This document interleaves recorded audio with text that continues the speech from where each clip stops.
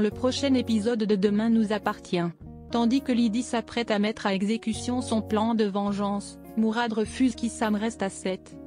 Valérie consent quant à elle à laisser Souleymane vivre à Sète. Lors de son altercation avec Lydie, Marianne a été blessée au cou. Bien qu'elle n'ait pas prévenu la police, le docteur Delcourt désire toutefois parler à Samuel dans l'espoir qu'il comprenne le danger qu'il encourt. De son côté, Alma commence à avoir des doutes sur l'état de santé de sa belle-mère. Elle essaie de lui ouvrir les yeux sur la gravité de la situation, mais Samuel estime que c'est à lui seul de gérer ce qu'il se passe. Pendant ce temps, Sabine reproche à Lydie de ne pas être allée au bout de leur plan en ne tuant pas Marianne. Alors que Sabine l'encourage à se débarrasser des éléments malveillants dans sa vie pour être enfin libre, Lydie accepte à contre-cœur. Non loin de là, le docteur Janel rencontre Samuel et lui fait part de son entretien avec Lydie.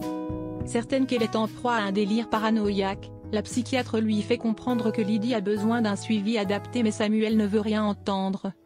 Plus tard, Marianne retrouve Samuel. Après lui avoir dit que le baiser sur la photo était le résultat d'un pari entre étudiants. Marianne tente de le convaincre que Renaud n'est pas le monstre qu'il imagine et l'enjoint à regarder la réalité en face, sans succès.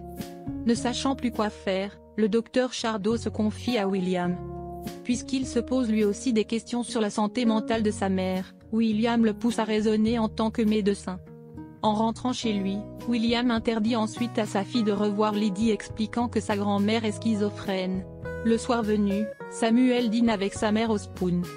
Lorsqu'il s'éloigne pour aller payer l'addition, Lydie entend la voix de Sabine qui lui demande d'agir au plus vite, sans quoi elle perdra Samuel pour toujours. Pour mener leur plan à exécution, Lydie s'empare d'un couteau posé sur la table et le cache dans son sac.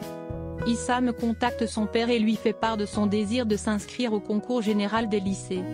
Bien qu'il ne soit pas convaincu, Mourad accepte toutefois d'en parler à sa femme. Par la suite, Issam, accompagné de Timothée, se rend dans le bureau de Sandrine pour s'inscrire au concours. Tandis que Sandrine précise qu'il n'y aura qu'un seul gagnant, le fils Brunet rétorque que tout ce qui compte c'est qu'ils puissent exceller dans leur spécialité.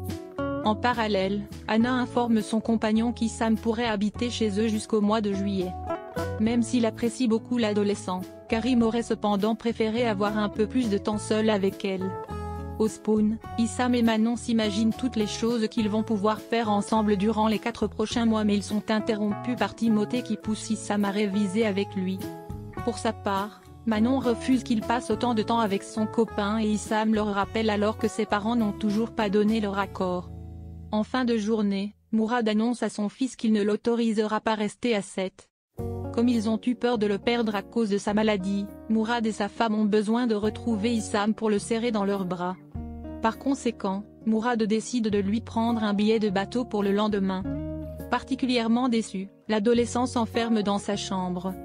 De retour à Sète, Souleymane est toujours en colère contre sa mère pour avoir essayé de séparer Antoine et Rose. Dans la mesure où sa mère a obtenu un travail sur Montpellier, Souleymane va être obligé de la suivre même s'il aurait aimé rester à Sète. Dans le même temps, Valérie rapporte à Sandrine la bonne nouvelle. Tandis qu'elle hésite à prendre le poste car elle ne veut pas imposer son choix à son fils, Sandrine propose d'héberger Souleymane aussi longtemps qu'il le souhaite. À la nuit tombée, Souleymane mange au restaurant avec sa mère.